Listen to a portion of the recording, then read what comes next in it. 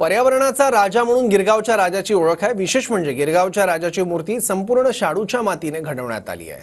तर तेजुकाळा सार्वजनिक गणेशोत्सव मंडळाकडून यंदा विठ्ठलरूपी बाप्पाची मूर्ती साकारण्यात आली आहे। तेजुकाळा सार्वजनिक गणेशोत्सव मंडळाचं यंदाचं 58वं वर्ष आहे। विरारच्या अर्नाळा किल्ल्यातही गणेशोत्सवाचा उत्साह पाहायला मिळतोय। लाडक्या बाप्पाचं बोटीतून तिथे आगमन करण्यात आलंय।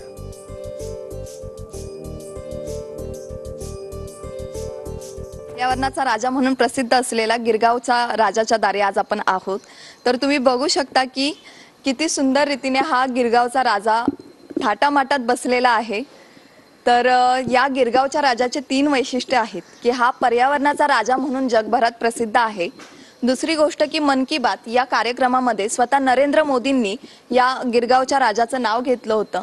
आणि तिसरी ही गोष्ट की शाडूच्या मातीने बनलेला हा गिरगावचा राजा, याची सुंदर मूर्ती आणि त्याच्याच इथे असलेला हा छोटासा उंदीर आणि असा हा गिरगावचा राजा अगदी सुंदर अशा पद्धतीने येथील डेकोरेशन पण येथील सजवण्यात आलेला आहे।